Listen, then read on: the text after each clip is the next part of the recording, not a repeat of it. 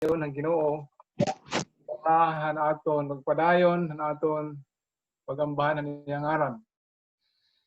Sumalahan aton programa may data mga tagdurog yung changes just in case dili makasulod Pastor Randy, and then we will be requesting Pastor Benjie to offer the opening prayer. But before that, we will be hearing from the opening song to our song leader, Sister Yhen Catalogo.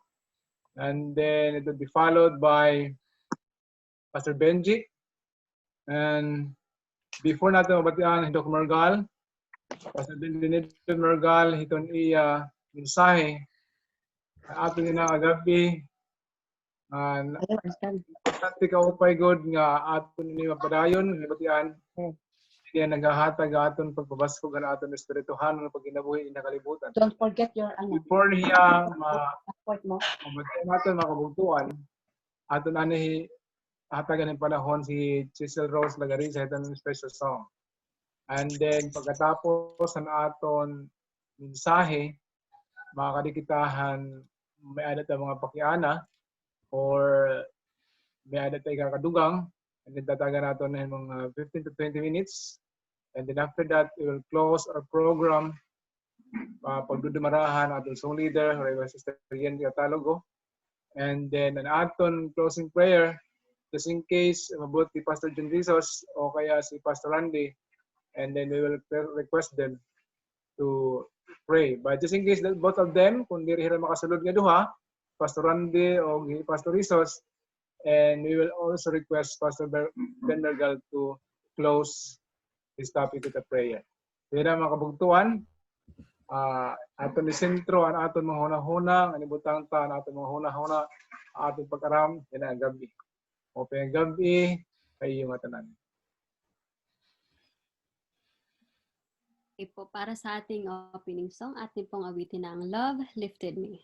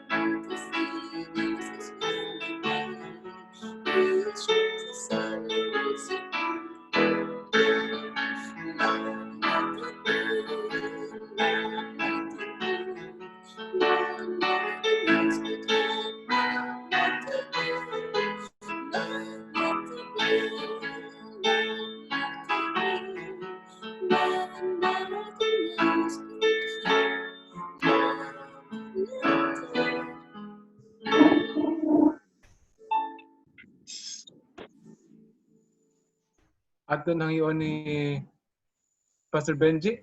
Pastor Benjie, lead us in the opening prayer. Okay. May laman niya nakakatas ng mga langit. Dako gudon amon. Pasalamat yung dadayaw ka namon. Imo mahal nga ngaran. Tungudan imo pagka maupay haamon. Ikaw ang naghimuhan kalibutan. Ikaw ang naghatag kaamon ng kinabuhi. Pasaylo kami unang tanan na amon mga kasalanan, kundi mo kami nagkasala imo.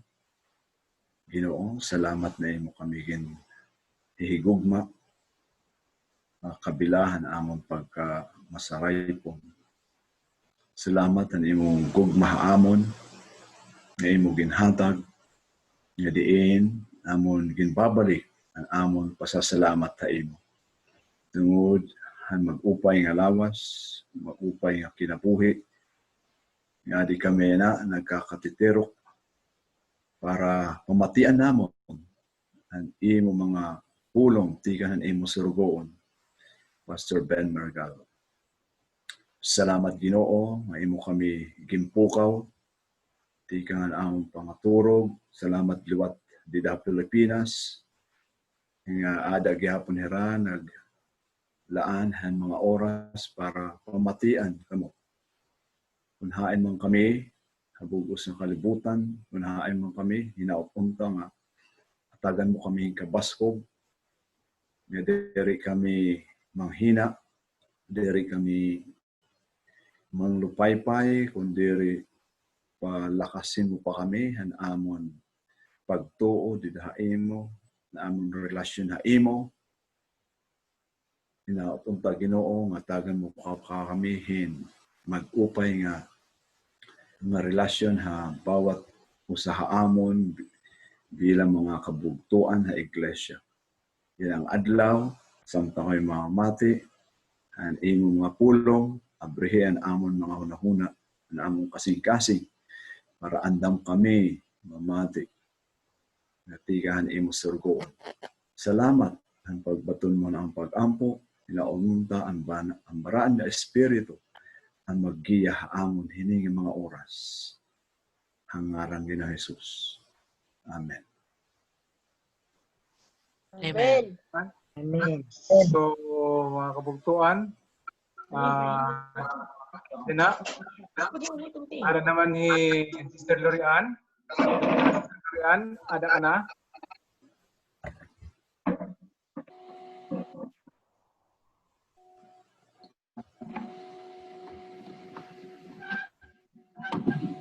Sister Lorian? Sister Lorian.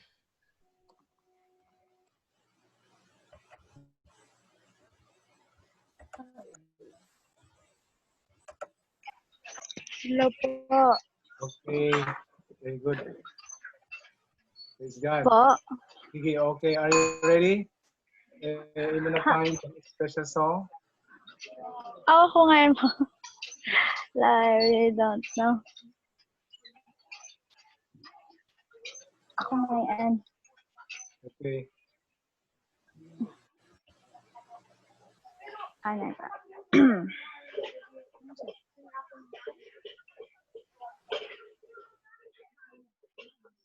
Okay. I don't know any special song. For us, God beside, God within us abide, God in heaven and in this place. Father, we commit to you this day. God in pleasure, God in pain, God will ever remain. God in gladness and God in strife. Father, we commit to you our lives. For we know that you are faithful. Through the stillness and the storm, for you've been with us from the start. Father, we commit to you our heart. God before us, God beside, God within us abide, God in heaven and in this place. Father, we commit to you this day. God in pleasure, God in pain, God will ever remain. God in gladness and God in strife. Father, we commit to you our lives. For we know that you are faithful through the stillness and the storm. For you've been with us from the start. Father, we commit to you our heart. Father, we commit to you our heart. Amen. Amen. Amen. Thank you. I'm from Pastor Mergal.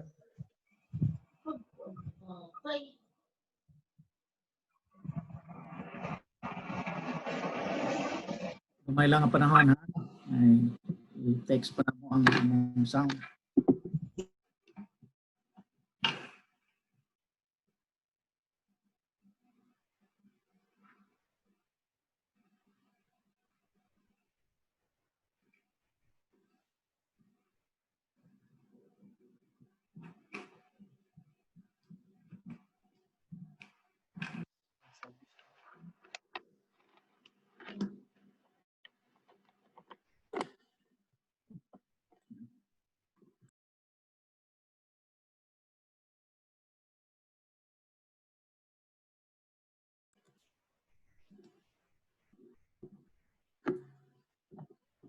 Mo pa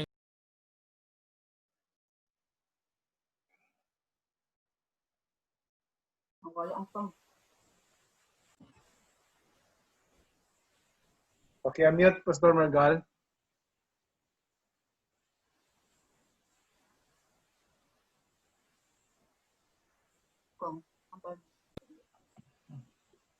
mao pa yung gabi. Upay gabi, Pastor Mergal. Ngayong gabi, Pastor Mergal. Sugad man kang Mambiki. So, pasalamatan ang Diyos yan ang gabi tungod kay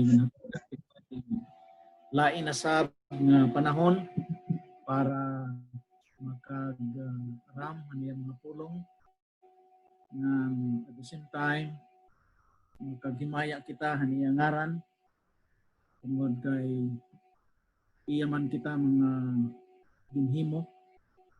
So we have to give glory and honor to Him. Kung pasalamatan ang mensahe ng kanta ng ginhatag-haton niya ng gabi. Nagpainumdum haton nga tanan kapag tugyan ng aton kasing-kasing ng ako maaram nga ang kasing-kasing na ginhatag pinagya kanta iniliwat na sakop ng aton hunahuna kay kung ini nga duha ng aton hunahuna ng kasing-kasing mag-upod ini tidak makikita naton ang maupay nga desisyon na naton espirituhanon ng tinuod. Yan ang gabi ang aton pag-aram medyo tawag naton nga more on history and then prophecy and then medyo nagkinahanglan hin focus with attention tungod kay ini nga mga butang waray ang iba aton siguro waray good mo pay pang background so amo itong medyo di ba siguro aton kukurian. Pero I do not believe na ini mahitatabo tungod kay maaram kita ng Espiritu Santo mabuligat pagsabot ang mga pulong na atong pag-aadman ng gabi. So, ang atong pag-aadman ng gabi, amo ang usa ka topiko ubos ang aton overall theme na amo ang the shadow of God's redemptive love. Amo ito ang overall theme naton nga na naton pag-aadman niya na is all about the cleansing of the heavenly sanctuary. Ang paglimpyo, ang baraan nga sanctuaryo dito sa langit. Nandinhi nga topiko, dinadinhi ang 2,300 ka mga adlaw tungod kay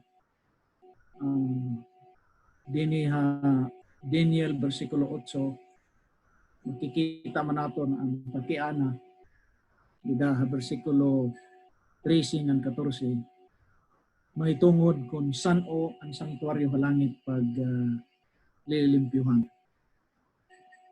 So,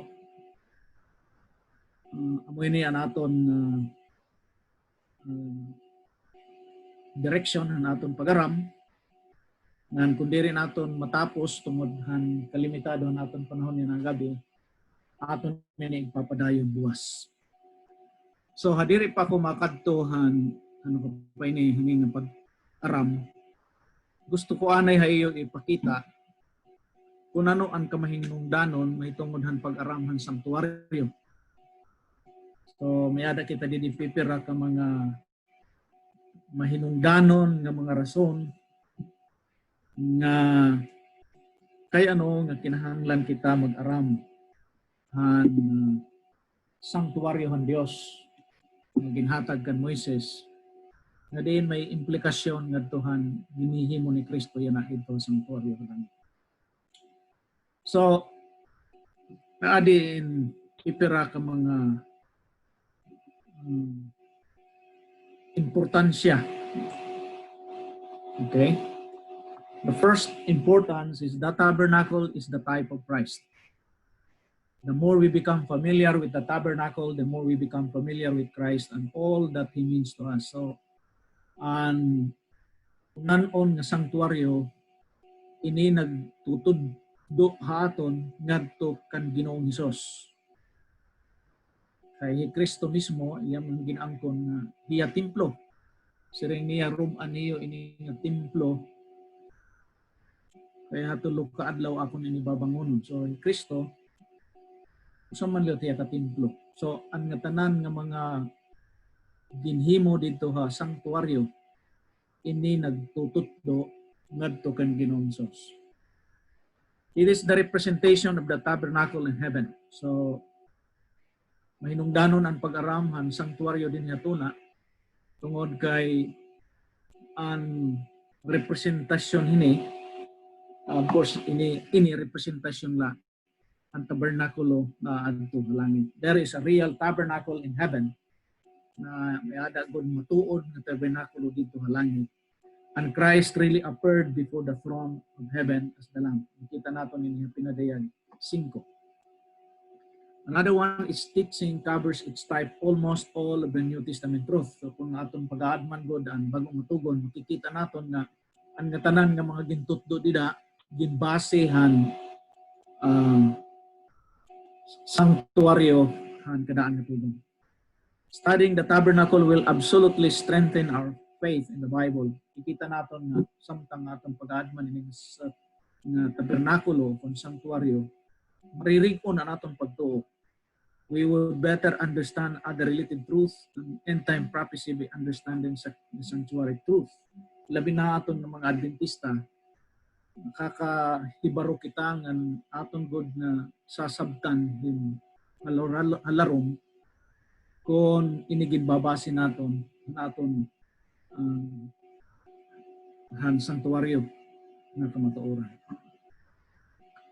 Of course, the sanctuary truth holds the key to the mysteries of redemption. Kita naton na kung aton agman ang sanctuaryo, makikita naton kung paano kita ginluwas ang Ginoo. And then it opens to view, sa ring ni Mrs. White, it opens to view the plan of redemption. Nakita kita kung ano gud ang plano ng kaluwasan para aton. The sanctuary in heaven is the very center of Christ's work in behalf of man. So amo nang pinaka-core, pinaka-sentro, nga tanan nga ginihimo ni Kristo tungod og alang para aton. Sa ring pa great controversy. Another one, such subjects as the sanctuary are perfectly calculated in the past and in hope to show what our present position is, establish the faith of the doubting, give certainty to the glory. So, pabaro kita kung hain na kita yan pagtuon sanctuaryo, pagkasiguruhan, mga butang aton hinihimo yan agi sanctuary. Of course, si Mrs. Ellen G. White nagsiring, the subject of the sanctuary and the investigative judgment should be clearly understood by the people. Kinanglan klaruhon gud naton, masabtan naton ang pag-aram mahitungod sa sanctuaryo ngan labinahan pagpong. So, amoy ni ang mga rason kung kay ano nga kinahanglan gud kita na agman ang mga kamatuoran mahitungod sa tabernacle o sanctuaryo, both and on earth and also in heaven. So, adi ang aton pagtikang teksto, aton target na aton masabtan. Nasa ring din Daniel 8:13. Then I heard one saint speaking, and another saint said unto the certain saint which spake, how long shall be the vision concerning the daily sacrifice, and the transgression of desolation to give both the sanctuary and the host to be trodden underfoot? And he said unto me, unto 2,300 days, then shall the sanctuary be cleansed. So, kita naton na may kada din ipakita na sa kaparaan dito sa langit. Siring niya, hasta san-o ang sanctuaryo may tungod inadlaw nga halad na ini pag-ilisan. Nan ang siring baton unto 2,300 days and then sanctuary shall be cleansed. So take within rin din sulod 2,300 ka mga adlaw. Okay? So ang ginamit nila is more on wind, sun-o. So ang baton unto 2,300 days, then the sanctuary shall be cleansed. So haro-halarom ini nga aton pag-aram, pero paniling kamutan na aton makuha kung ano ang buksin ni sumala Biblia ng sumala spirit of prophecy. Mga kabugtuan, masabtan naton inihin klaro aton kuhaon anay ang background. So let us begin with the background. Makita naton Daniel, ikan Daniel 2 ngadto Daniel 11 na ini mga vision may tungod umarabot ng panahon. Ang ibahin ng atuma na. So, kung aton kitaon dida libro Daniel, makita naton dida ang statwa. And then kung magkadto kita Daniel City, makita naton mga mananap. Ngan kadto liwat kita 8, may mga mananap ng gamay nga gutiay nga sungay. Ngan kung magkadto kita Daniel 9, pareho lang niya Daniel 8 kay ang Daniel 9 continuation man hiyahan Daniel 8. And then Daniel 11 kita naton nga gi-expand ang mga upiko o kung gitawag nato propesya may tungod han Medo Persia ngan sugad man han Grisya ngan ngadto han Little Horn ngadto na aton panahon. So siguro mapakiana kita kay ano maging balik-balik ini. Of course, malipay kita ng amo ini ang nature ng apocalyptic prophecy na may elemento tinatawag the principle of recapitulation. Ini nga principle of recapitulation, dibalik-balik for emphasis. Okay. So sa prophecy, waray tinatawag nga redundancy.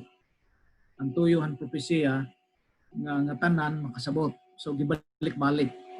But in a wider, itawag naton nga intensified presentation. So makita naton na Daniel 2 nga simple lang ang pagka saysay, pero makato kita ha Daniel City mas elaborate niya explanation, and then Daniel also mas elaborate ng pag-abot sa Daniel 11:12 is more focused. So amo ito ang kinaiya and apocalyptic literature. So kung magkuto kita sa Daniel 8, makakasiring kita nga this is sanctuary-based vision. Ang mga makita naton nga ang mga ginggamit ng mga pulong, mga mananap na na-involve dida, mga mananap na ginggamit sa sanktuaryo.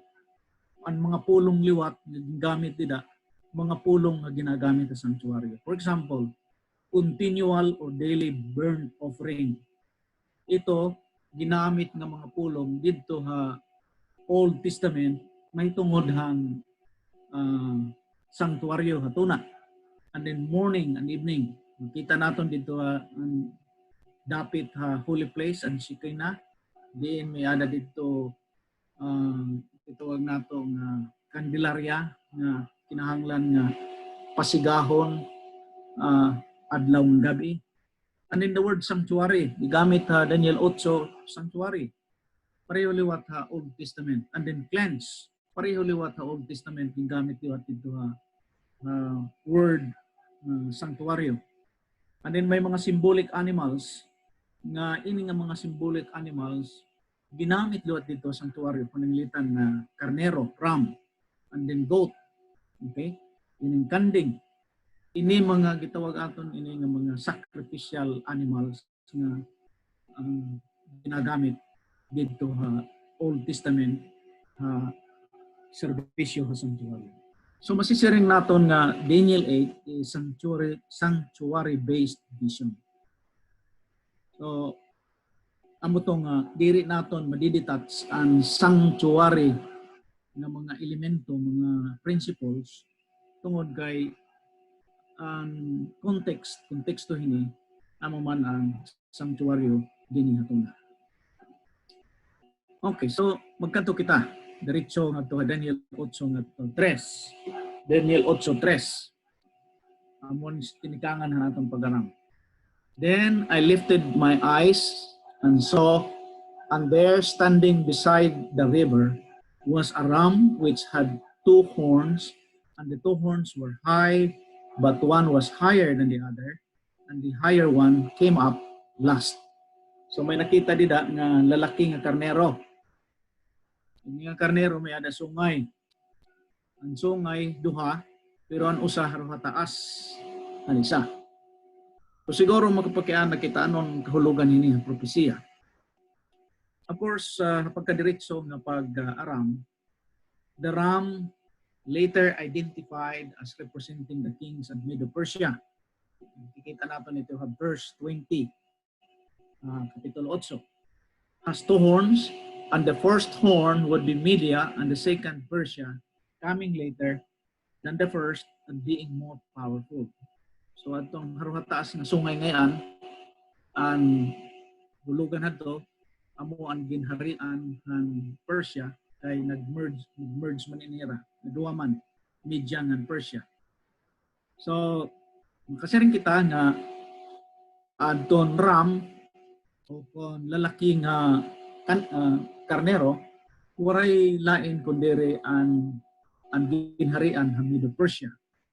Ang usang sungay nagarepresenta ang media, ngan ang harataas ng sungay nagasimbolo ang Persia. So makapakiana kita, mayada ba kita proiba hini? Okay. Of course, sumala ha history nagasiring nga Cyrus conquered Babylon with the help of Gubrias of Dubaro. Kaya itong panahon, ang hari ha Babylonia, wala kundi Belshazzar. Of course, Annals of the Kings, diri naton makikita ang ngaran ni Belshazzar. Ang makikita naton nga katapusan nga hadi nga Babylonia amo Hinabunaydos. Pero malipay kita nga ang arkeolohiya naghatag-haton hin lamrag tungod kay nakita nga Cyrus cylinder nakit-an didto nga iningayan ni Belshazzar hiya ang co-regent ni amay nga among Hinabunaydos nga dida ha pagsulod ni Cyrus ngadto ha Babylonia Hinabunaydos didto hiya timna tungod kay may adaman iba man ang iradius Dios nga iragin si simbahan ngan hi Belshazzar amo ang tinindog ng amo ang presente sa panahon ng pagsulod ni Cyrus ngadto sa Babylonia. So, pagsulod ni Cyrus sa Babylonia, buligan niya ang gobernador sa Babylonia na amo hi Gubaro o Gubrias. Okay. So, after the conquest, he was appointed by Cyrus. So,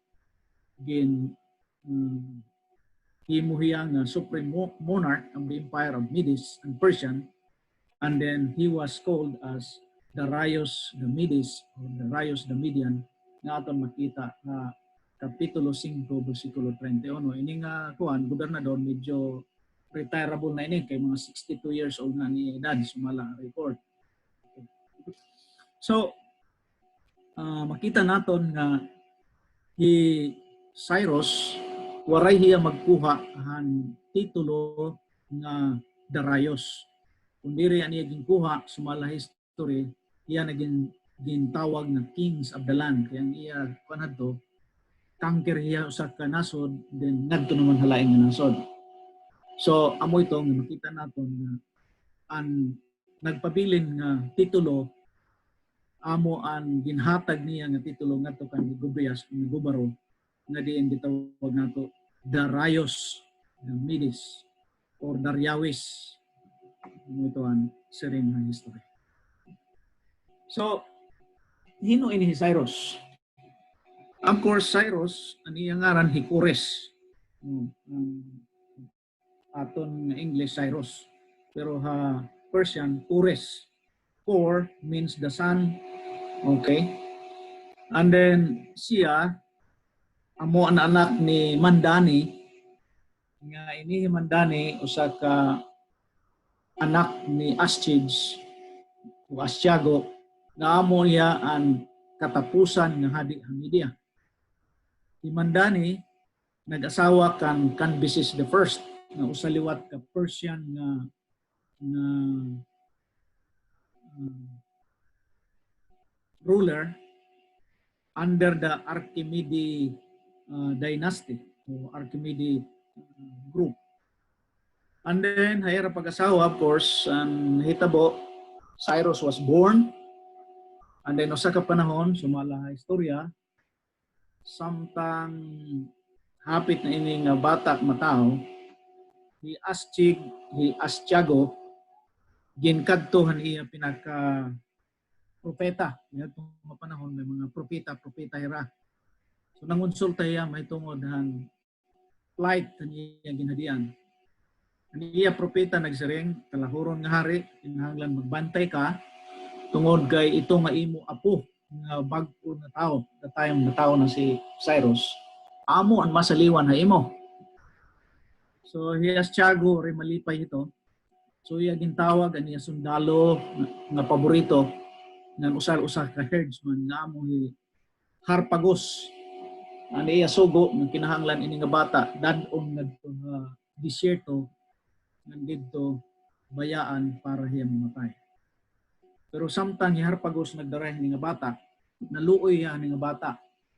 And then nakaagi ya hin sementeryo, and may nakita hiya nga magtiayon nga titinangis tungod kay ang ira anak namatay niya rin lubong. So ang ginhimo ni Harpagos, iya ginhatag ini Cyrus, ng bata, ngadto hini nga magtiayon. Nga magtiayon, ginatiman ini nga bata. And of course, tungod kay ini nga bata, may ada dugo nga usa ka buyal, sa liwat ka maisog, nagtubo ini nga bata, nahimo nga sundalo, and then nahimo liwat nga usahan mga high-ranking officers handling hadian Persia. So, hadidang nga ini Cyrus nagdako na nakita ang iya abilidad, nagduda ang ginhadian ha Dios, ginhadian ni Cyrus nga siring hira sigurado kay tan-aw nira naong ni Cyrus pareho man han naong ni Mandani, pareho liwat naong ni Cambyses. So immediately ang pagduda ni Astyago, iya ginpakianan niya Harpagos, may tungod han iya niya patay ang bata. Pero Harpagos nagsiring kalahuron hari pagkamatuod waray mamatay ang bata. Ngan ito Cyrus amo ito ani mga apo. So tungod ang kangalas ni Astyago, ginpatay niya liwat ang bata ni Harpagos. Ngan of course ang storya nagsiring there was a time na Cyrus nakig-away na good. Naagi hapag motibarhan Persia, nakig-away han iya lulo nga amo ni Astyago. Nga ni Harpagos nagbulig haya tungod kay gusto hiya manimalos ngadto kan Astyago. To make the long story short, Cyrus naging hadi Medes ng Persia. So amo itong sinugdanan kung may ada kita nganong may ada na kita Medes and Persia. Kay tungod kay an iya nanay taga Media, nan iya lulo taga Media, nan iya tatay taga Persia Cambyses, waray niya ito pagwaraa na duha nga ginhadian. Kundi rin preserve niya ito, amo ito nga naging tinatawag natin ng Medo Persia. So makita naton makabugtuan kung ano kaisog ni Cyrus. Ang Biblia nagsiring na makuri atakihon ang Babylonia tungod kay may adahira dagko pader. Nga ini nga pader ibabaw hini daw may mga tangke nga mag-uran ngani mabutangan hin mga tubig nga maka-stock ngan 8 metros ang kadakmulon. So diri basta-basta nga masulod ang ginhadian ng Babylonia. Pero mga kabugtuan, sumalan istorya, samtang Belsasar may ada pista, kaupo ng mga dumagkop, ang nahitabo, nalimtan nila pagsira ang gate tikang riverbed, kaya di man naagi ang usang salog, okay? Rainira masirahe. And at that time, dito hiraagi, and at that time, busy Belsasar, kaupo na niya mga dumangko, mga sundalo, na nakasulod hira ginhadian ha Babylonia, nga samtang waray pera masulod, sumala ha Daniel, nakita naton nga samtang hira nagkalipay, may sinurak dito ha bumbong na nasiring mini benetical apasin. Ang kaulugan han mini, God hath numbered thy kingdom and finished it, and then tikel, thou art weighed in the balance and found wanting, and then Peres, thy kingdom is divided and given to the Medes and Persians. So makita natin din duhagod na nasod Medes of Persian ang din isgutan din.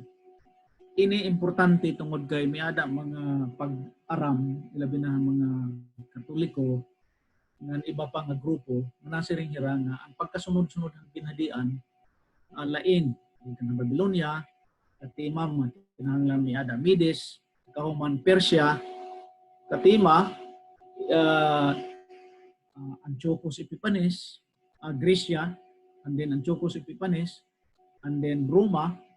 So kung makadto na kita ha propesya nawawara na ang ginhadian ha Roma.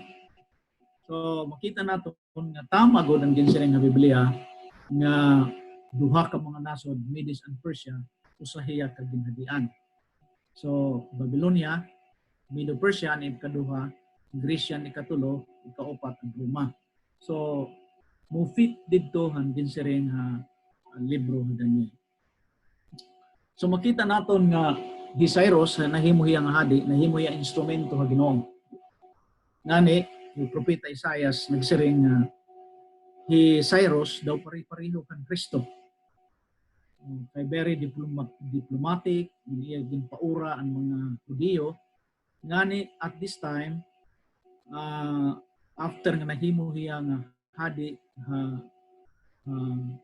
Babylonia, duha nga ginhadian Medo-Persia, ang nahitabo nga iya naghatag hin decree na kinahanglan mamalik na ang mga Hudiyo ngadto hatuna nga saad. So hiya primero ang naghatag hin decree 538. And then labot pa nga gin naghimuhihan dekreto nga pabalikon hira. Nagsugo pa gud hiya nga ang tanan nga mga vessels nga gindaran ni Nabucodonosor sa panahon ha 608 tikang ha Jerusalem antong mga bulawan, mga kupa kinahanglan ipabalik ngadto ha Jerusalem. So makita naton nga ang ini nga hadi ni Cyrus usa ka maluluyon nga hadi. Very kind. And then makita naton liwat nga may damo nga mga kahadian o mga hadi ang nagsunod ha iya. Aton ini makita. And siguro makikita pa naton yung tawag naton nga si Artaxerxes I Longimanus panahon ni Esther. Okay. Xerxes o Ahasuerus Xerxes panahon ni Esther. And then ngadto liwat kita ha tuig 522 486 minumduman nato ni Darius the First o Darius the Great nga diin nagsugo may tungod han pag-restore han syudad na Jerusalem. Aton ito ma-aadman as we go into the starting date of the 2,300 days. So ubos adto kan Darius the Great nga naghadi han 522 ngadto ha 486.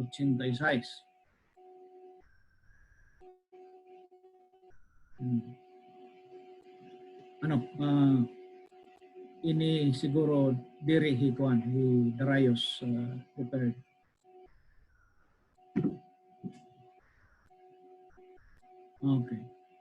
Okay, aton ito i-elaborate kapag kadto naton ha pagkadto naton ha inikangan han 2,300 ka mga adlaw hino ang hadi han Medo-Persia at the time nga nagsugo kinahanglan pagtukuron ang syudad han Jerusalem. Okay, so magkadto kita han Daniel 8:5. And as I was considering, behold, an he-goat came from the west on the face of the whole earth, and touched not the ground, and the he-goat had a notable horn between his eyes. So, hino ini. Okay? And then kung pagkitaon naton, padayonon naton ang pag-aram, nagsiring nini, I saw it attack the ram furiously, striking the ram and shattering its two horns. The ram was powerless to stand against it. The goat knocked it to the ground and trampled on it, and none could rescue the ram from its power. So makita naton din nga may ada naliwat laing nga ginhadian ni inabot. There's another kingdom coming. O ini nga ginhadian ginarepresentahan, ginasimbolohan han higot o kon lalaki nga kanding. Ini nga kanding may ada hiya usa ka sungay nga hataas idaha iya ulo. Hino ini? Of course, history will tell us na ini nga prominent na horn is no other than Alexander the Great. Alexander usa ka hadi ya amo an anak hadi Macedonia nga ang ngaran niya amo Philip of Macedon. Adin siring ni Alexander the Great. I am persuaded that there was no nation, city, nor people where his name did not reach. There seems to me to have been some divine hand presiding both over his birth and actions. Among ang historical library.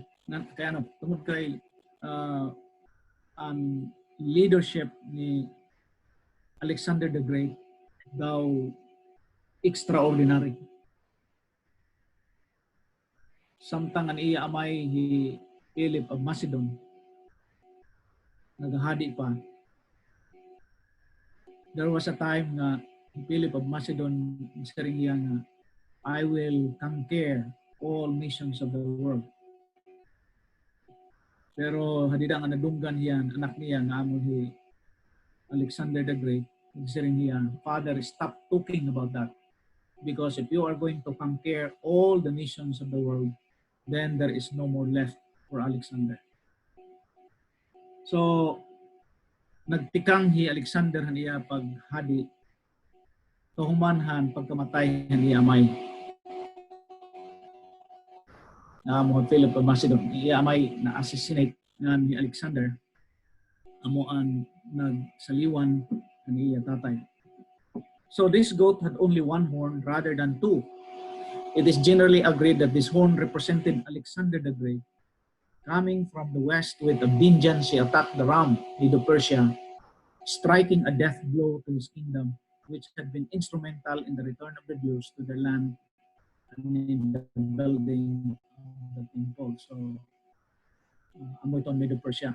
He started as king in Macedon after the assassination of his father, Philip of Macedon, in 336. And at that time, he was only about he was very young. He was very young at the time.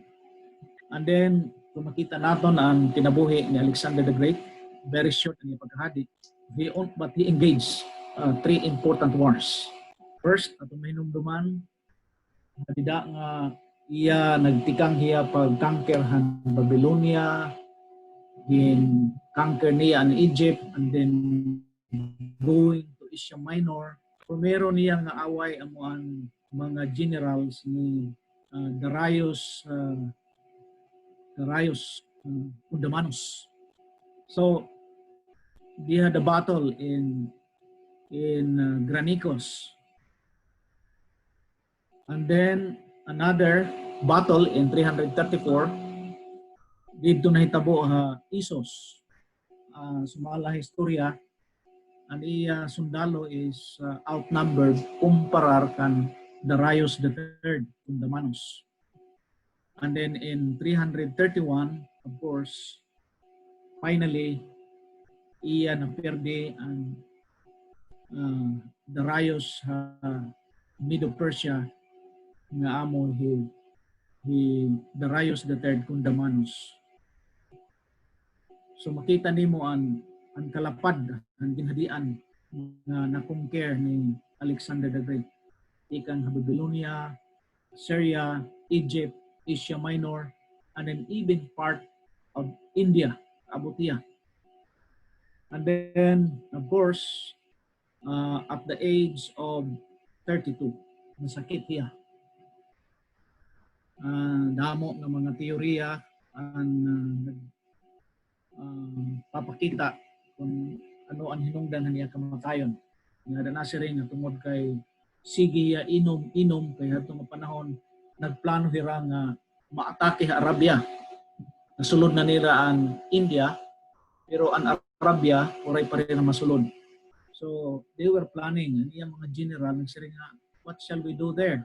Oray pagud tao sa Arabia. Pero siring ni Alexander, I want to conquer the entire world.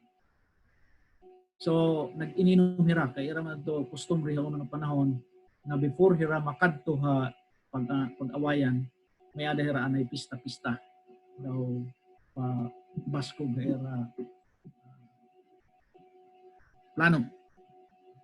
So hapira ka mga gabi adlaw sige inom ni Alexander nagkasakit nga kada adlaw naglalaan niya kahimtang hangtod panahon hangtod nabot ang panahon na nakita niya mga generals nga diri na good pwede diri na imposible na nga matambal niya mabalik niya maupay ng panlawas. Sadit ang upat ng mga general nagkadto ba iya nga nagpakiana nga nagpakiana amo Alexander the Great, in case you will die, who will be the next successor? According to Alexander, siring niya the bravest. Okay? Ang ito niya baton. So, Alexander the Great namatay ha Hunyo 323 han edad nga 32. So, very, very, very young.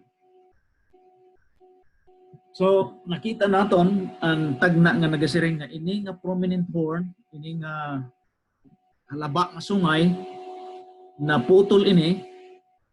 Okay?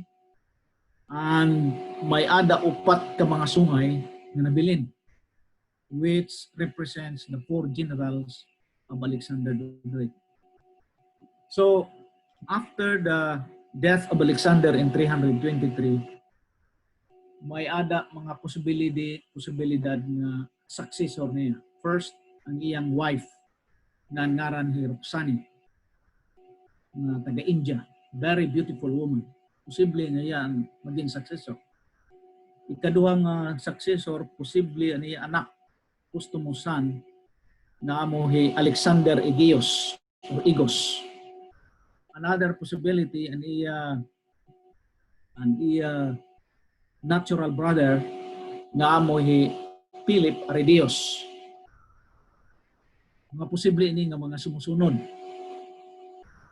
Pero sumala ang istorya, just a few days, a few weeks after the death of Alexander the Great, ikang hirapang inaway-away ang mga general until finally, iragin tudlo si Philip Arias nga amon masaliwan kan Alexander the Great ngan upod iya amo an iya postumusan nga amo Alexander Igos ng Hercules kaupod han nanay ni Alexander Igos nga amo Hiroxani. Pero sumala ha istorya very mysteriously ini nga mga tao hinay-hinay pagkawara. Postumusan namatay, oray hibaroi, Roxanne namatay, Philip Arias so namatay. So ang upat ka mga generals amo ang nagkontrol ang binadian ni Alexander the Great. So makita naton nga ini nga upat ka mga general mismo hira diri magka-uyon kay nagplano hira nga first danon ang ginharian nga Gresya pinaging usa ka tawo nga amo Antigonos nga amo ang representante han central government han Gresya. So sige away-away. So hangtod panahon nga nagdesider hira nga ira na lang gud bulagon ang ginhadian han Grisya ngadto hinupat. So makita naton dinhi sa mga historya na si Cassander, si Yukos, ngan hilay si Makos ng Tulumi, inihira ang mga gitawag nato ng mga survivor ng mga generals, ira gin bahin ang ginhadian ng Grisya, which is the fulfillment han upat ka mga sungay dida han kanding. Okay, so bisan tuod ini nga gitawag ng mga didotsoy Grigo o kung mga successors ni Alexander nagkabulag-bulag nagtinguha gyapon hira nga ma-preserve nila ang ginhadian ni Alexander. Pero niabot ang panahon nga diin ang Roma nagtikang liwat han iya kampanya pag atake han ibang mga nasod. So Hunyo 22, 168 BC, may ada gitawag Third Macedonian War nga diin ang ira kontra ni nga mga didatsoy nga kagikan ni Alexander the Great nakig-away hira Roma, and unfortunately they were defeated in the Battle of Pydna in 168. So amo ito nga sa atong prophecy ang Roma nagtikang han year 168 ngadto tuig 476. So dinhi nagtikang na ang lain na naman nga ano ka ba ini? Lain naman nga kiritaon o vision ni Daniel. Dinhi makita naton na Daniel 8:9 dida nga kahumanhan away hapid na. Sumala Daniel 8:9 nagasaring, and out of one of them came forth a little horn, which waxed exceeding great toward the south and toward the east and toward the pleasant land. So nakita din nga may ada sungay nga nag-abot. May mga kritiko nga nasaring hira nga ini nga sungay amo Alexander si Antiochus Epiphanes nga ini nagtikang ginhadian han Seleucid Empire o kung ginhadian gindumara ni Seleucus. Pero makita naton nga kung basahon gud naton tinuod-tuod ng pag-adma naton ang mga pagkaplastarhan pagkasurat, makita naton nga ini nga sungay diri nagtikang han upat ka mga sungay han kanding. Kun diri ini nga pulong nagsaring, and out of one of them, ini nga them dinhi masculine nagasimbolo ginawag naton upat ka mga hurungawan han hangin. Okay? So tikang direction han hurungawan han hangin o sinyon inabot inusang sungay. So ini nga sungay diri tikan kan Seleucus o diri tikan han upat ka mga sungay kun diri nagawas siyang sungay na an iya direction kumala din wax exceeding great toward the south, toward the east, and toward the pleasant land.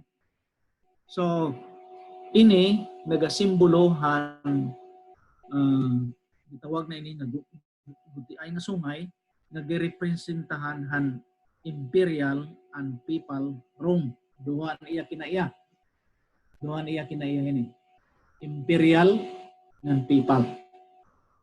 So makita naton nga ini nga amo nga sungay nagtubo hiya horizontally and vertically. Okay, kung basahon naton na Daniel 8:9, which started small but grow in power to the south and to the east and toward the beautiful land. So makita naton nga dida nga nag-abot ini after the Third Macedonian War 168, makita naton din nga damo ang iya mga ginperde nga mga nasod. Okay? So Syria, and then iba pang mga lugar, and then finally in the year 63, makita natin din na ang Judea nasakop ang Roma. Okay? Nasakop ang Roma. So makita natin ang iya pagtubo. Okay? Okay? Horizontally. Pero kung aton padayonon ang aton nga pag-aram, kita naton din nga may lain hiya liwat nga direksyon. So niya direction first horizontal, political, okay? Military, conquering one nation after the other. Pero ang Daniel 8:10 kung aton padayonon nagsiring it wax great even to the host of heaven. So niya direction dili lang horizontal kundi vertical. Okay? Even to the host of heaven, and it cast down some of the host of the stars to the ground and stamped upon them. Hindi na kita magtikang, may tungod han gitawag nga ginhimo han little horn na diin ang iya puntariya amunaan sanctuary sa langit.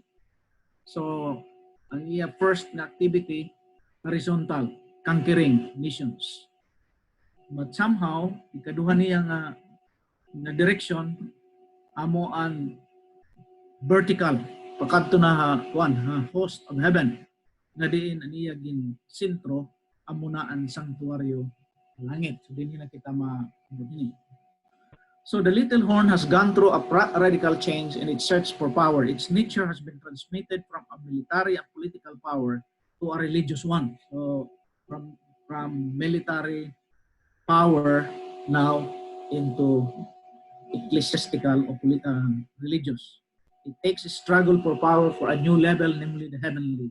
This power attempts to achieve what Lucifer had aspired. So, daw gikumpara kung basahon nato ng Isaiah 14:12 ng 14, daw pareho ang iya intensyon.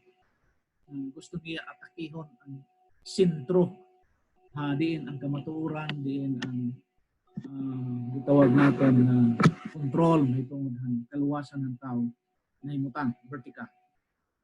Okay, so the sanctuary in heaven was under attack. Kita natin pinaging na versikulo. Okay? Sumala din an host was given him against the daily sacrifice by reason of transgression and cast down the truth to the ground and taste and prospered. So kita natin din first the little horn and the heavenly host. So na abot niya ngadto ha langit, heavenly sanctuary, o niya gipon mga panon na dito sa sanctuary. So the noun host designate troops and army. In some cases, it is employed in connection with the sanctuary and the work of the Levitical guard. So in this context, Daniel 8, and context din the host of heaven refers to the children of God. Mga anak sa Diyos, mga faithful, mga saints, mga baraan, okay? Mga baraan. So, makita naton ginano tandog ang giwag naton mga kapanon, mga baraan. Makita naton ha Roman government ada mga tinatawag mga Roman persecutors. Okay, kita natin din si Hadrian, si Antonius Pius, Marcus Aurelius. Ini nga mga tao, amo ini mga emperors nga diin daw gin kasilagan gunira ang mga Hudiyo, mga Christians gin persecute.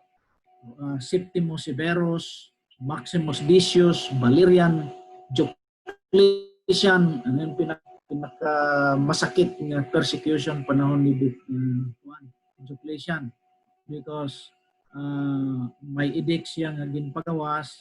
Christians holding public office were to be put out. All accusations against Christians were to be received. They were to be tortured. Their scriptures confiscated and burned. The church buildings to be destroyed. Their civil rights of Christians denied. So, ang mga Kristohanon nga mga tinuod-tuod ng mga panahon nag-antos panahon ni Diocletian. And then si Leo, okay, the first Innocent, the third Gregory, the ninth Innocent, the fourth Leo the 10th, Paul the third, Gregory the 13th, Urban the 8th, Clement the 9th, and then Pius the 7th. So amo ini nga mga tawag naton mga emperors ubos sa Roma na diin ang ira ginhimo ngadto ang mga baraan. In other words, those who were keeping the Ten Commandments, those who were faithful to the Word of God, ira ini gin persecute. Okay, so at this time, makita naton ang persecution na natabo ngadtohan iglesia. So damo ini mga persecutors, ang ibang ani di pangsunog, ang ibang ira, ano, ang ira pagtuo. And then the little horn and the prince. So diri la ang mga ano pa ini, diri la ang mga baraan ang ira gin hilabtan hini nga gutiay nga sungay, ang ira gin atake. Kundi the little horn and the prince and principe. The little horn moves upward into stages. In the first one, it attacks the heavenly host, but in this second movement, it becomes great against the prince of the host. Makita nato sa verse 11. This prince is mentioned in Joshua. He is the heavenly being in charge of the heavenly armies. In Daniel, the term prince is used to refer to the Messiah called Michael the Prince. This person has kingly and priestly function. So, dini Daniel 8:11, makita naton nga ini nga prinsipe oray lain kun diri hining Risos, nga Messiah. So, iya ini gin iya liwat ginhilabtan, ginatake niya. So anon work of the prince? Anon buruhaton hining nga prinsipe o Messiah? Daniel 8:11 shows that the prince is in charge of the continual. Of course, kung Messiah, may pagkapadi, priest, sacerdote, okay, aniya trabaho, they were to keep lamps burning. So kung makato kita ha sanctuary ha Old Testament, makita naton ang sacerdote. Kung ano na ginihimo, they were to keep the lamps burning continually. Incense was to be burned continually. The fire on the altar was to burn continually, and burnt offering was to be on the altar continually. And then the term tamid, okay, ang gigamit din kanang daily or tamid or continual, summarizes in a precise way the daily work of the priest in the holy place throughout the year. This word is never associated with the work of the high priest during the Day of Atonement. So, ang focus din here on holy place. Then, ang ministeryo ayluhan sala, ministeryo, mahitungod ng tanan, mga buruhaton han sacerdote. So, atake inihan, ano ka pa ini? Ginatake ini niya hining little horn, gamay na sungay. And then, nagkuraton padayon na versikulo 11 na sang din.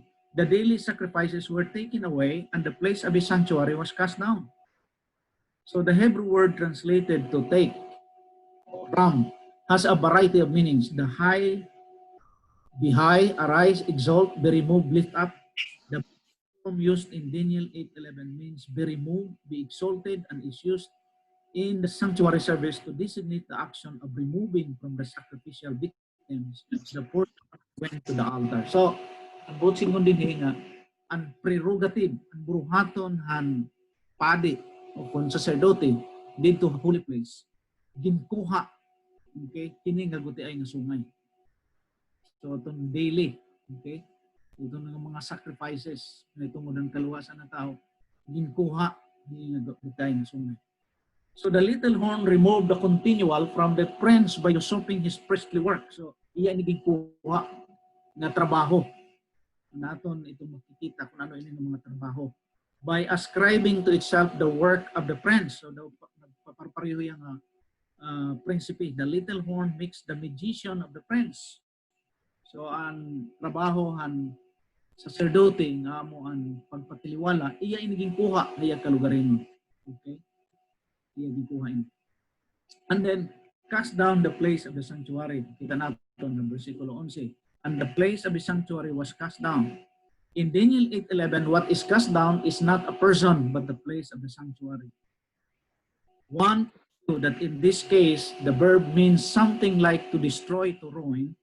It would then mean that the little horn ruined the place of the sanctuary where the prince was officiating. So makita naton ang iya ginhimo kadako gud. Primero mga baraan, okay, iya ginhilabtan. Ikaduha the prince, okay, gikuha niya ang iya prerogidad, iya trabaho sugad nga mediator. Then of course, iya ginbaliwala ang buruhaton nga sanctuaryo na nabilong adto ang prinsipe o Hanasria. So in Daniel 11, the little horn was to cast forth through it in the sense of reject, abandon, or forsake. So iya ini ginabandon, bariwala niya ini. So amo itong ay nasunod. And the host over the daily. Kung basahon nato ng verse 12, and a host was given him against the daily sacrifice by reason of transgression. Okay? So Daniel is informing us that the activity of the little horn against the continual and the heavenly sanctuary is in essence a manifestation of a spirit of rebellion against God. Its work can be defined through a single word, rebellion. And then, Pishak, is the Hebrew word, is one of the strongest terms for sin in the Old Testament because it designates sin as an attack against God. So, atong ginhimo nga little horn, and is a rebellion against the prince dito sa langit. So, and then it cast the truth to the ground. Kung basahon natin ang verse 12, which is, and it cast down the truth to the ground, and it practiced and prospered. Truth in this context seems to refer to the truth about the daily and the sanctuary. Hence, the statement to cast the truth to the ground is a summary of the work of the little horn. So, may mga kuran, niya inigin, yatak-yatakan, casting the truth to the ground is to be understood metaphorically. It means despising, disregarding, rejecting the truth. So, mga kamatuuran, may tungod sa sanctuaryo, kamatuuran may tungod sa Dios, kamatuuran may tungod hadlong ipapawlay. Tanan nga mga gintutdo ng mga kamatuuran ng Biblia, may adahin nga iya gintamay ng iya ginbiyaan. So, may ada ko nakita din nga mga activities and teaching sa Little Horn, ikang 320. Of course, wala naman kita panahon kung madamo pag na natin kukuha kung paano ini nagutiay nga sungay nag-atake ang sanctuaryo dito sa langit. So 620 AD, use of wax candles, 375 veneration of angels and dead saints, okay, and then extreme unction sa 526, and then 593 the doctrine of purgatory established, okay. And then Latin language used in worship, prayer and worship. 850, holy water, okay, used by the priest. And then 890, the worship of Saint Joseph. 927, the College of Cardinals established. And then 965, the baptism of bells instituted by Pope John the 13th. The canonization of dead saints, and the first done by Pope John the 15th. Fasting on Fridays and during Lent begins. The Holy Inquisition was made official by the Council of Verona. And then in 1190, the sale of indulgences. Okay. And then the doctrine of transubstantiation, the power to bring down God out of heaven into a cup of water. Articular or auricular provision, umpisal na kita padi, which is sumala Biblia, ini nga prerogidad iya lamang nga Ginoo ng kapasay. And then the adoration of the wafer, perfection by piece of cloth, and then of course many other things, including the change of the Sabbath from Saturday to Sunday, and then other truths. They were all cast down to the ground. Kaya ang iglesia na gitawag nato, the Little Horn, nagkuha hini nga prerogidad. In summary, makita naton din Daniel 8, ang summary ang gutiay nga sungay. Its identity is closely linked with the name of Rome. It exalts itself as high as Jesus, the prince of the host, opposing the daily sacrifices. It successfully crushed truth down to the ground. It has pierced features and acts through cunning. Its power comes from an outer source. It destroys the holy people. It magnifies itself in its heart, and it destroys purposely, destroys the mighty and many of their heritage. And then its reign will end without human hand. Sumala sa Daniel 8:25. So din makita nato within this background, magkita na naton ang Daniel 8:13 ngadto 8:14. There was a heavenly cry na nagsiring, then I heard one saint speaking, and another saint said, unto that certain saint which spake, how long shall be the vision concerning the daily sacrifice and the transgression? Hasta saan-o nga ang sanctuaryo dito halangit pagatapak-tapakan. Hasta saan-o nga ini pag-aatakihon, hugaw-hugawan hangtod ay nga sungay. So kung magkato kita Daniel 8:14, nagsaring, and he said, unto me, unto 2,300 days, then shall the sanctuary be cleansed. So warin na panahon, dinhi kita dinhi kita stop. And then padayon naton buwas ng gabi, ini nga aton ang pag-aram. So we already have the background kung ano ay natabo dito heavenly sanctuary. Nga kaya nga baraan nagpakiana hasta saan-o ini nga pag rubak ang sanctuary sa langit, hasta saan-o ang paghimo himraot ngadto mga baraan, hasta saan-o ang dan hasta saan-o nga ini nga rebellion magapabilin dida sa sanctuary. So amoy ni anaton pag-adman buwas, okay? 2,300 days. At least we already know the background. Thank you, and amo ito ang akong presentation. Ano yan ang gabi. Thank you very much, Dr. Mergal, for that very mind talagang puzzling, no? Na kuwan din natin mga hula. Okay? So mga kabugtuan, we're very happy that we are now clearing up the history before we go to the cream of the crop, no? Para baro nato ang eksakto gud niya nga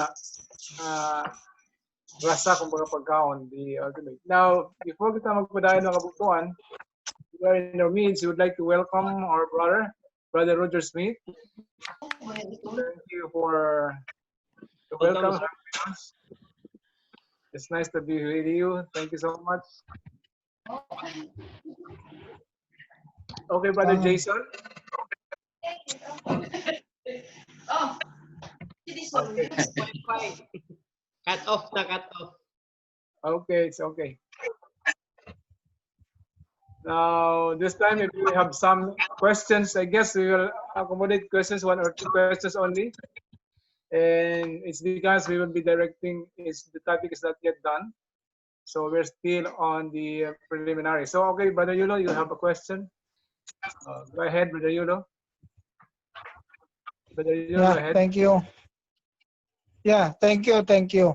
Natin study na, in our study tonight, there were some personalities mentioned that was very familiar to me, that I was able to recall during my history subject in my high school. However, I just would like to clarify if other things mentioned, particularly those that refers to the different activities being done by the big church, the Roman Catholics, especially the popes. The little horn. The little horn. Yeah. Just use the word little horn. Okay. Yeah. Okay. Okay. Thank you. But now, my clarification is, does the church, the Seventh Adventist Church, has official records still of those things? The history? You're referring Nasa to the... archives ba? Yeah. Nasa archives ba yan ng church natin? Yung mga na-mention na mga bagay. Yeah, we have all this. Of course, we are happy that we have other sources, not only the Seventh-day Adventist Church, because it would be biased on our part if we will be the one publishing this information. But we heavily depend on secular sources. So what I have given to you, what I have given you, are actually, especially those names there mentioned and those activities, they were taken not from the Adventist Church, but they come from other sources. Yes, thank you. Just to avoid bias. Thank you. That's correct. By the way, I would like to apologize, Brother Roger Smith. I'm sorry, I was not aware Thank you. that I just took I asked the I was speaking. yeah. I asked the, as I was saying, I asked that question because nowadays we are surrounded with this so-called fake news. So might that be that our church will be accused of fake news if we cannot probe or produce those official documents of those things. So thank you. Yeah, and we have nothing to fear because these sources are not really coming from us. They are coming from outside sources, and they are reliable because some of these are really historians, okay, like Gibbon and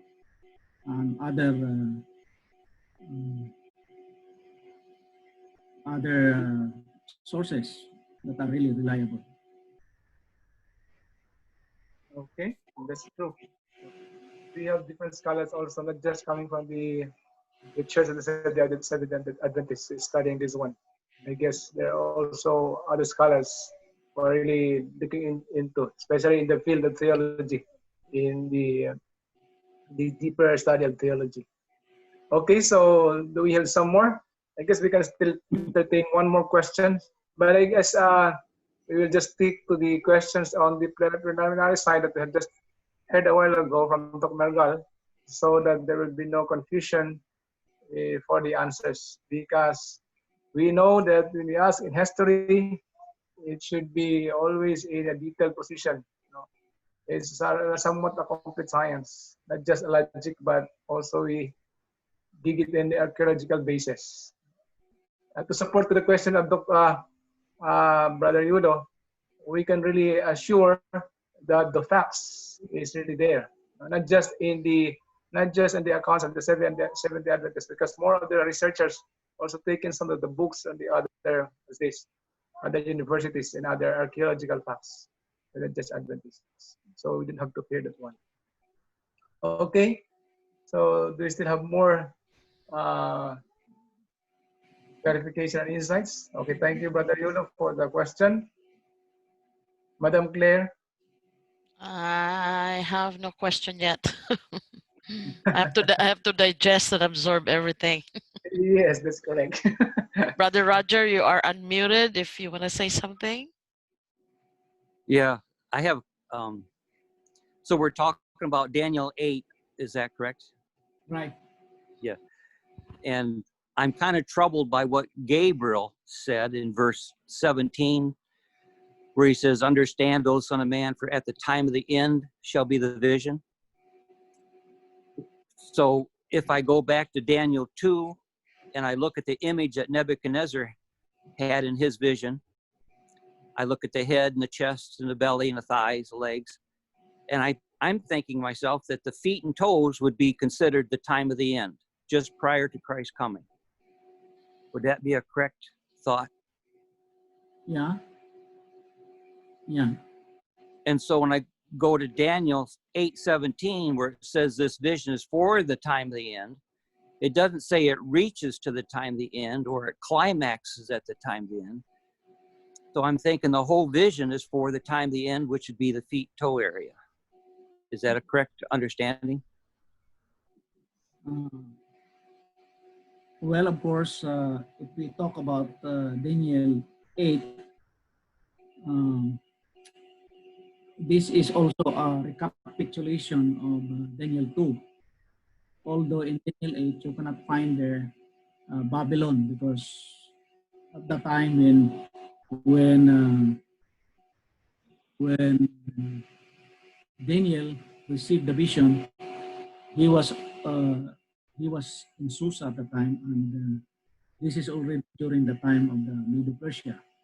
So it's logical that the Babylon is no longer there.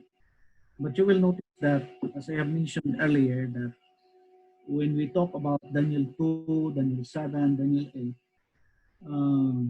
there is what we call the principle of reduplication and the principle of intensification. So in Daniel 2, of course, you can find there the leg, the toes, which refers to divided kingdom. Of course, the last part there is the divided kingdom, in which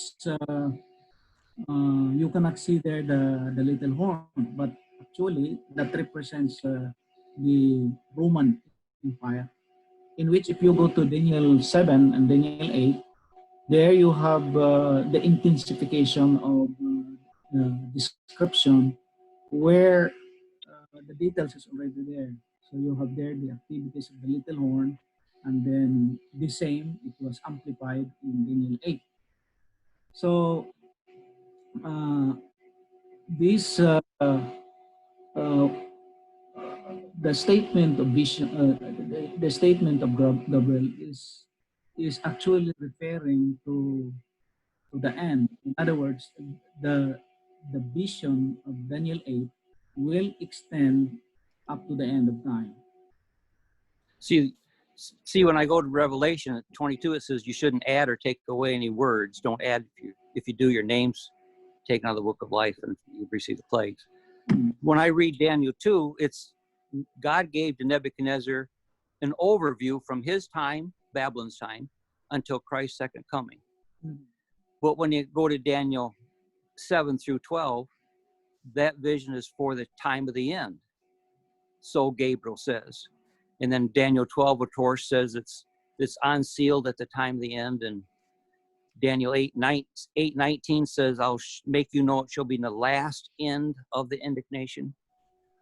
So I personally am having a hard time relating, saying Daniel 7 is the same as Daniel 2 and Daniel 8 is from Medes and Persians on, because this vision, Gabriel says, is for the time of the end. Anyway, that's my problem. That's my, you don't have to, that's my problem. Yeah, that's how we understand that Daniel 2 is not so detailed, not so specific, but actually the format is right there, where these kingdoms are being mentioned up to the tools, which refers to the end of time, the second coming. And you will go into chapter 7 and chapter 8, where you have the details in which the vision also extends up to the end of time. And tomorrow we will be discussing about the 2,300 days, and then up to 1798, and then there are things in Daniel 8 and Daniel 9 and also in Daniel 11 that we will be able to see that the direction is actually towards the end. Okay. But anyway, thank you for your Thank you, Brother Smith. Thank you, Brother Smith, for your insight. You're very welcome. Again, next time, again, we were hoping they can also share with us. Okay, so this time we will give now the sign to our song leader, Sister Yhen. Are you there? For our song leader, and we will request Pastor Risos for the closing prayer. Okay. Sister Yhen. Thank you for the wonderful message, Pastor. For our closing song, we're gonna sing "When the Roll is Called Up Yonder, I'll Be There." Allow me to share my screen. Right.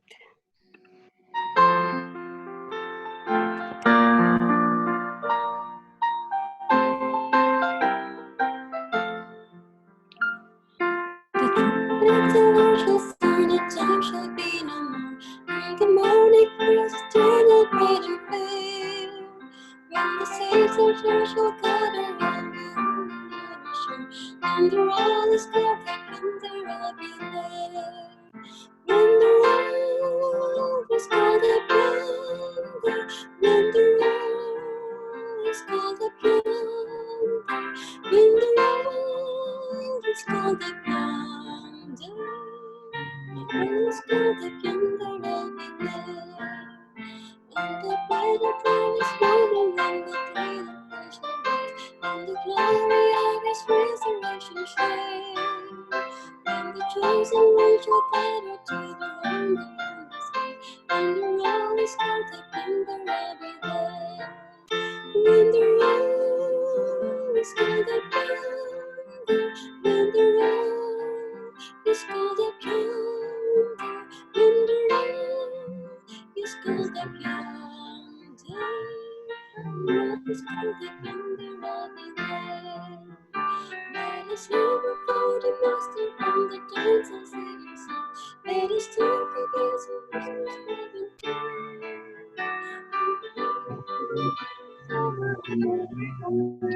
when the roll is called the yonder, I'll be there. When the roll is called the yonder, when the roll is called the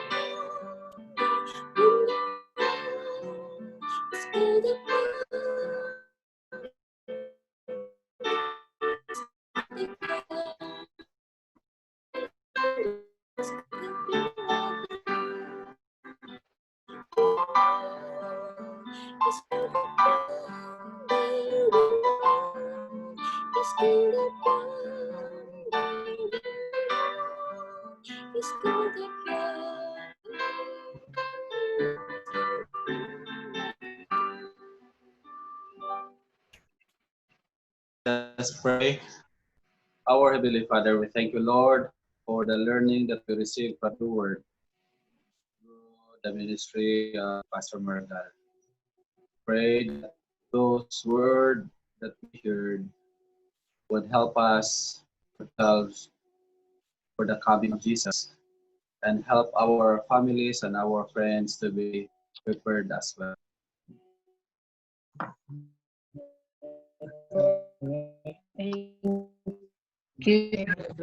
Thank you so much, Pastor Mergal, and maupay ng extensive na discussion. Thank you. Thank you for